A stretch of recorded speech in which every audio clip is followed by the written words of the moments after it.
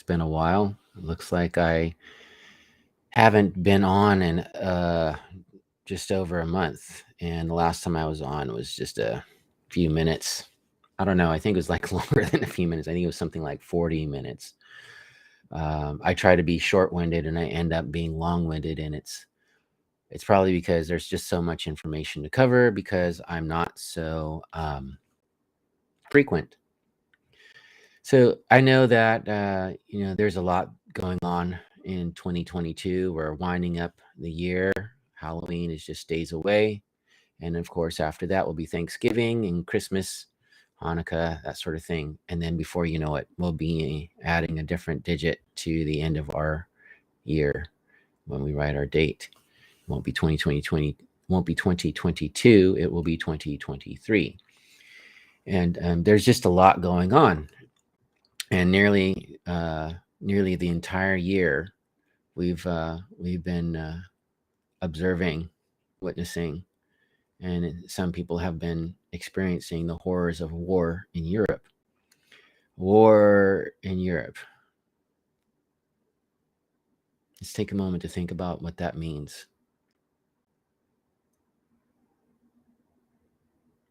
What does it mean to you?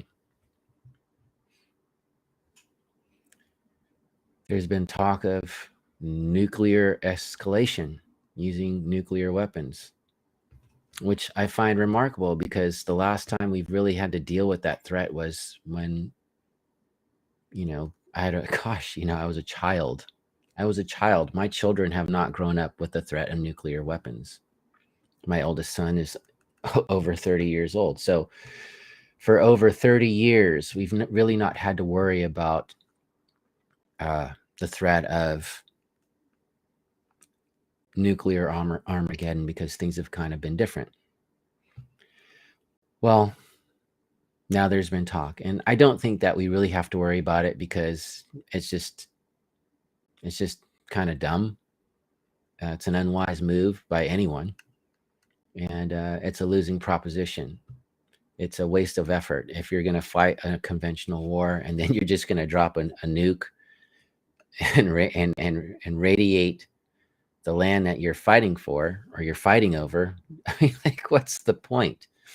So it's a pointless proposition, and it's a bunch of sword rattling. But for some people, it feels very real and very frightening.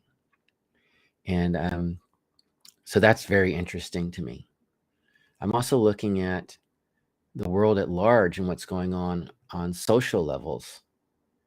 I was very much surprised and disappointed to see the overturning of Roe versus Wade. It's unbelievable to me that our society, our lawmakers in this country, the United States, would choose to disregard women in such a heinous way. And that's my feeling about it. I think I've come a long way in my own journey to be a better man and to include women in my thought process and to humanize women. And which is something that our society, this society, has has resisted, even in our lawmaking. So I'm thinking about that, like how could that be? Like, what? I'm really struggling to understand the motivations of some of the actions that are taking place in the world right now and in our society. We just went through a pandemic in 2020, and what was the topic of discussion during the pandemic? And prior to that, race equality, racism. And then we're going to turn around having gotten on the other side of that, where George Floyd's murderers are being sentenced to prison right now. They're getting their sentences right now, and women don't have abortion rights in some states, or it's illegal for a woman to take care of herself. Makes no sense to me. We're going to put men who have committed racial acts of murder in prison, and yet we're going to put women in prison for having an abortion as well. Where's the progress? Where's the enlightenment? I'm looking. I'm looking and I don't see it.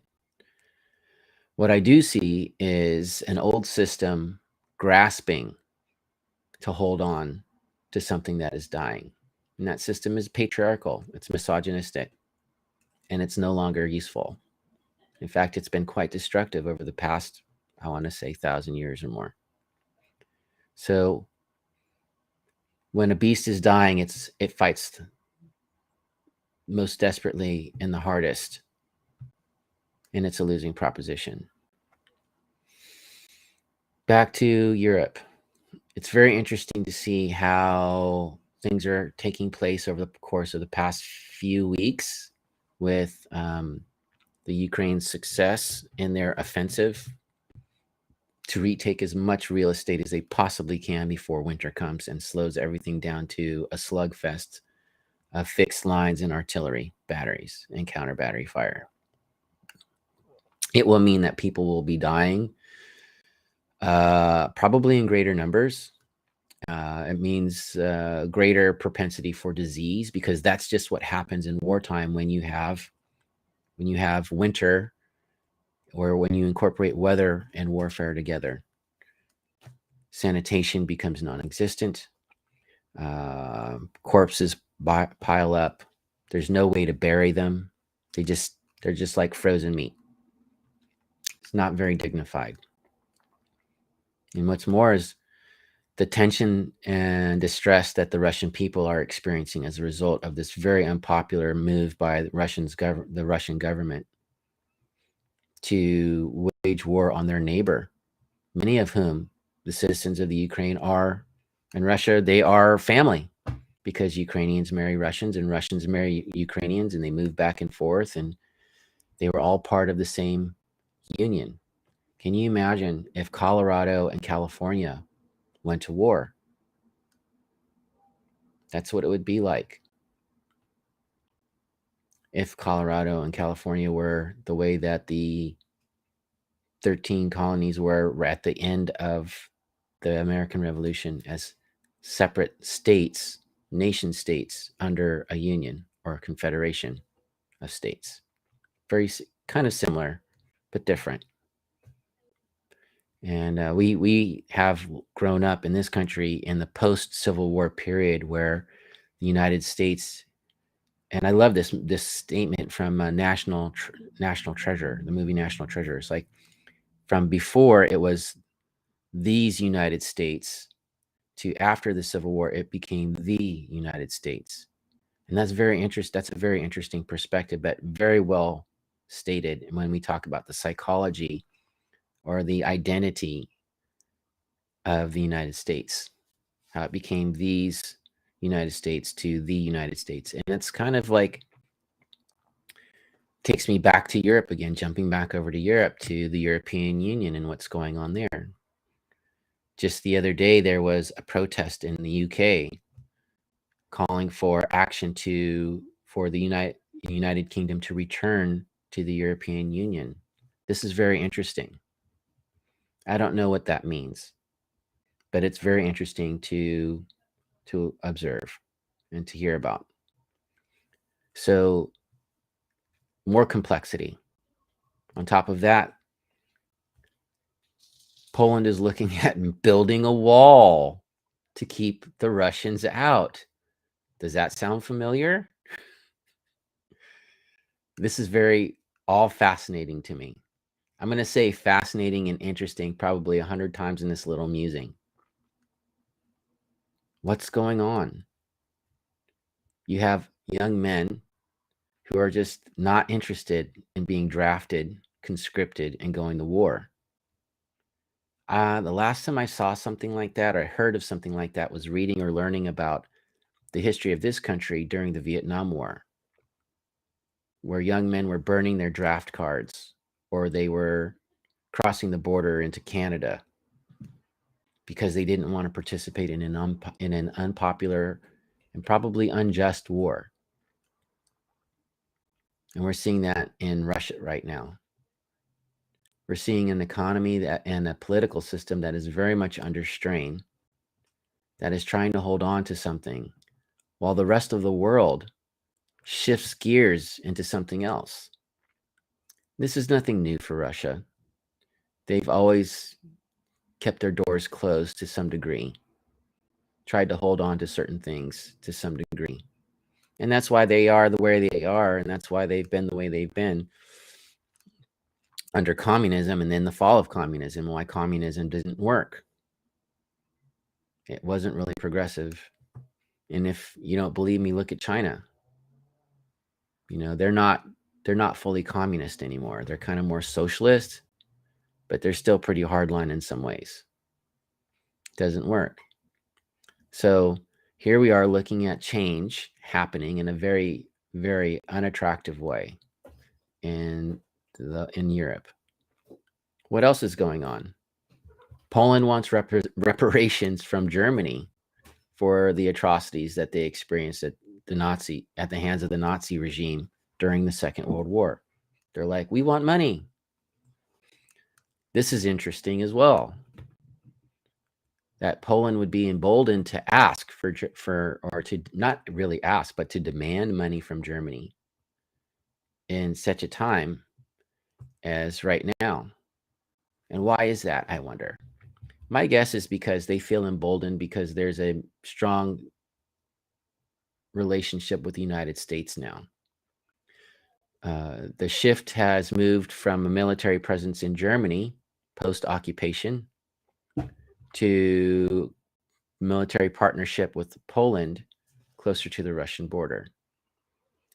Whenever the United States military sets up camp, they bring with them US dollars. They bring money. They bolster the local economy. And that's here in this country around US military posts and any place in the world where the American military has a flag posted and there are soldiers or sailors or airmen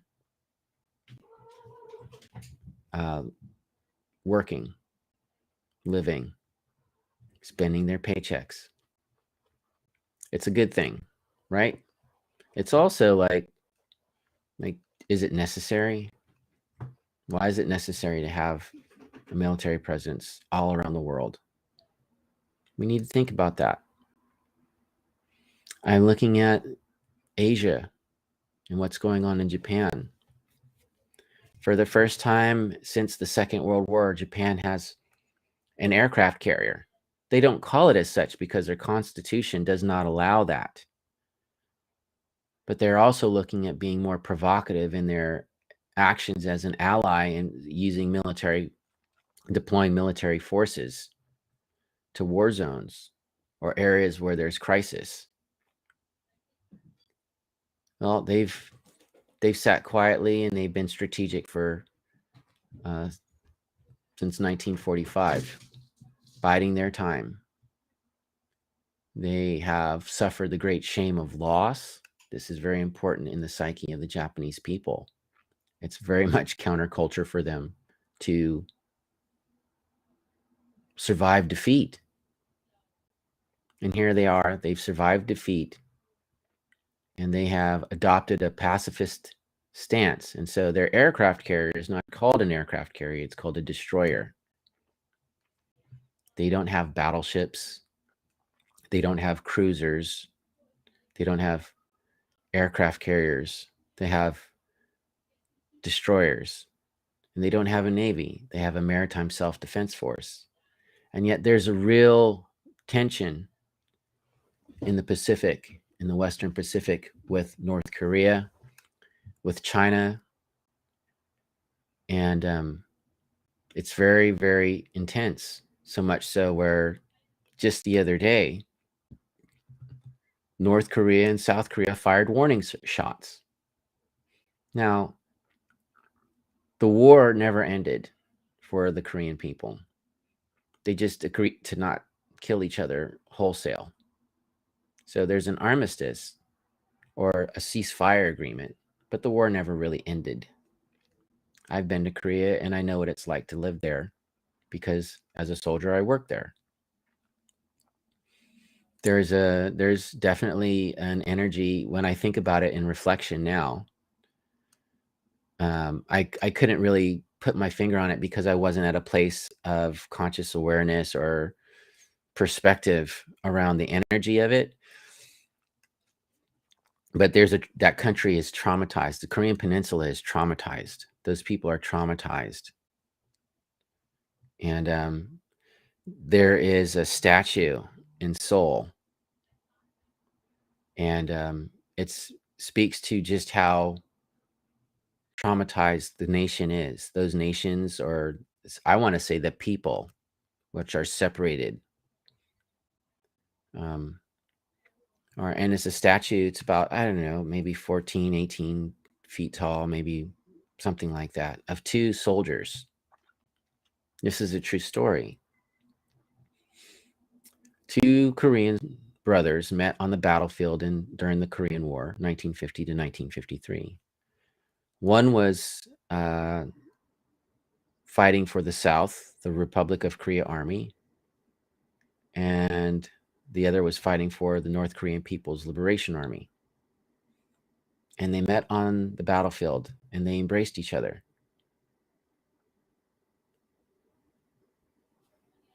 Families have been separated since the end of the Second World War. The Korean people have suffered a great deal. Post-World War II, South Korea has prospered. North Korea has suffered under dictatorship. I would even call it it's a dynasty, right? So it's kind of like a kingdom.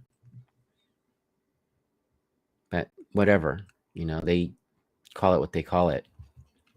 He's still a tyrant. And his sister's even worse. That's what they're dealing with over there. Add COVID-19 to the mix, and it's frightening.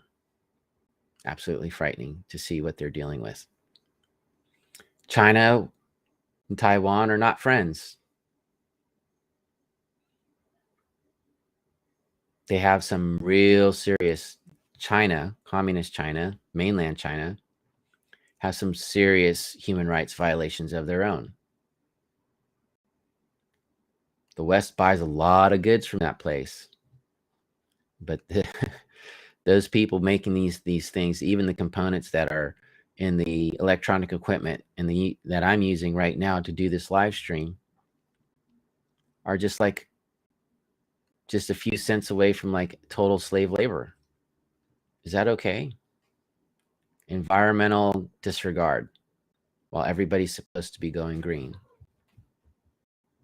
To use a cell phone, to use any kind of modern technology, is to be complicit in the destruction of the world, of the environment.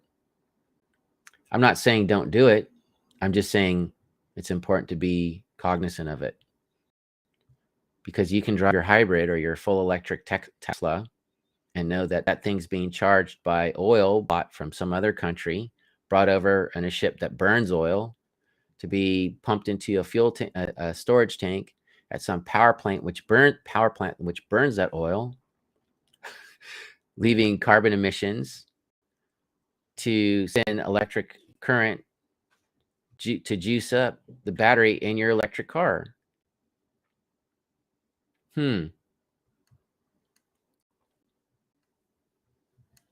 Anyway, it's not a judgment. It's just we need to be cognizant of these things. We need to be mindful. And just because we own an electric car doesn't mean we can be so proud of ourselves for that. It's a half measure. That's just the way it is. Even solar panels require mining minerals, chewing up the earth. It's just the way it is.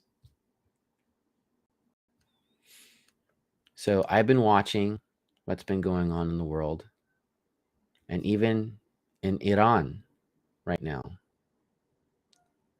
Roe versus Wade overturned in the United States. Young woman gets killed for not wearing a hijab. What's going on here?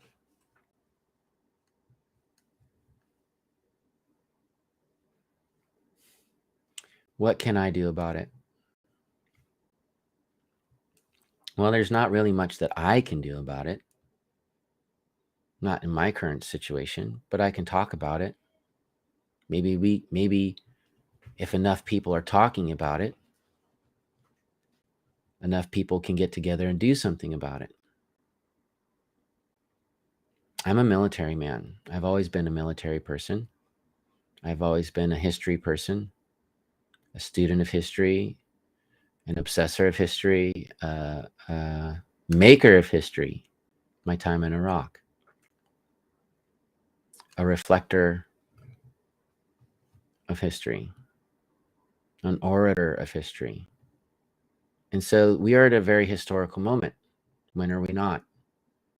In how we conduct ourselves, how we present ourselves to the world as individual people and as communities. And we need to be thinking about solutions, not so much lamenting over the problem, but we really need to look at solutions.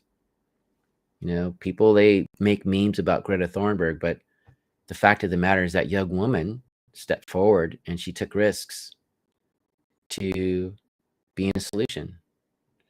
I think as an American, I'd like to look to other countries that are being successful at going green, at shifting their infrastructure or their economic system to make the world a safer, more healthier place. I know when I was in Germany, I really admired how they took care of their country. The Germans are very conscious about their environment. They drink a lot of uh, they drink a lot of alcohol, and yet in those they have bins for all the different colored glass bottles for recycling. They have a good Samaritan policy for motorists on the autobahn, the freeway, highways. If you see someone who is pulled over, they have a problem with their car, you pull over as a good Samaritan. You don't drive past somebody who's stuck. That's a social attitude.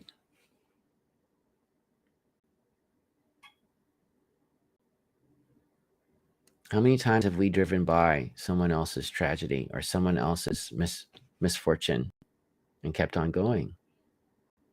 I'd rather not get involved, quote unquote. 100 years ago,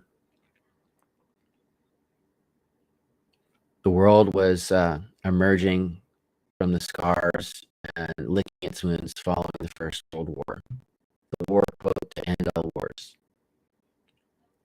It was the first time aviation was used. That was the first time submarines were used in a major way to destroy shipping. Like ships were sunk by submarines. It wasn't like, oh, this experimental thing in the American Revolution or the Hunley in the Civil War here. Excuse me, I'm not sleeping much. But as a wholesale strategy to impact another belligerent nation's capacity to make war, aerial bombing was used. The bombing of civilian targets was implemented. It wasn't just about armies meeting on a battlefield. German airships flew at night and bombed England. Artillery barrages razed whole villages and towns across the Western European countryside. And we saw ideological changes in places like Russia with the Russian Revolution and the end of monarchy in many ways as the primary means of governance in nations. We saw the dissolution of empires and the drawing of lines of new nation states, which did not really reflect the identities of the people who lived there. And we are still, 100 years later, dealing with the consequences of those short-sighted and selfish actions, with death and dying in the Middle East, war after war or uprising after uprising, unrest between religious factions, which are not necessarily different ethnic groups. Something to think about. But because someone else from somewhere else drew a line on a map or endorsed something without taking the whole situation into consideration, we have seen death and bloodshed, sorrow and grieving and loss. That's the Israeli-Palestinian conflict. And we are still seeing anti-Semitism. Why? It's so interesting to me how general population will alienate a subgroup and not really know anything about them, not be curious. Yet they're fine to benefit from their contributions, but not really acknowledge who these people are, how they live, not really be curious about it. Ignorance is the fuel of fear. When we reach for awareness and conscious connection through curiosity, that's where like differences start to diminish in importance and commonalities become more prominent and more and are of greater value. So I'm just checking things out. And so real briefly, I'll just catch you up on what I've been up to, besides just posting news stories about the war in Ukraine on Facebook. I've been studying. I've been learning how to relate differently in relationship. I've been dealing with my trauma when it comes up in relationship. I've been learning how to be a better man to a partner. I'm learning how to be a better father to my children. I am addressing deficits from my education as a child, giving myself sex education and learning about consent. I'm also learning about nutrition on a deeper level and skill sets like yoga training and education, and yoga philosophy, and Tantra, which is Hindu belief system, and sound healing. I want to continue to be useful in this world. I may not put on a uniform, but I have a lot to offer. And I'm in self-discovery about how best to do that as I learn more about myself, as I connect to my body and chip away at all that is not me, which is the crust of trauma after trauma after trauma that I've been encapsulated in for the majority for nearly all my life. I'm learning how to feel safe. I'm learning how to relate from a position of safety, not from a position of fear of annihilation. I'm learning how to communicate in a way that's connected, not defended, and not competitive, not violent.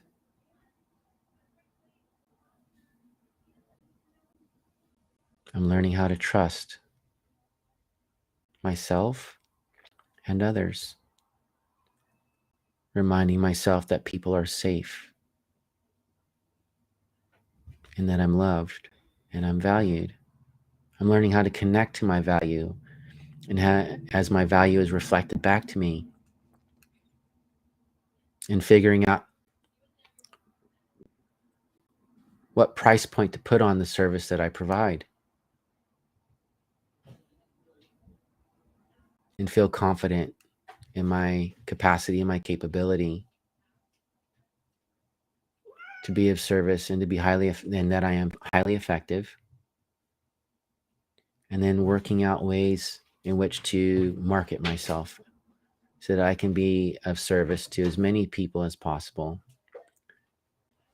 in the most efficient way, because I'm not a young man. I'm 50 years old now. And so I don't have the luxury of time to butt my forehead against brick wall after brick wall to find my way. So when you're younger, you get to be audacious. When you're older, like myself, you must be efficient, thoughtful about your actions, thoughtful about my actions. And I'm learning how to do that. And it's as if I've been born again or entering into a second life. What will I be doing the next 40, maybe 50 years if I live that long? I hope to live at least another 40. And I hope that in the next 40 years of my life, if I do live at least that long, that I will be able to be active and useful, and there will be a beautiful world here for me to enjoy. And I hope that I'll be able to see my children have children and their children grow up in a place that's much different than the world that I grew up in, much safer, much more peaceful, much healthier. But that has to start now with our actions today. And I think we can do it. I think it's happening. Part of growth is grief. You must grieve in order to grow. And grieving is the process of letting go of what was, or sometimes even what is, so that we can have what will be. Because it's essential. And with that, I thank you for your time. And I wish to bestow blessings upon each and every one of you. And if you've hung out through this whole thing, have my gratitude. It's a lot. It's a lot to sit and listen to someone for a half hour. And I hope you got something out of this that was worth your time. Because your time is a very precious gift. And I thank you for it.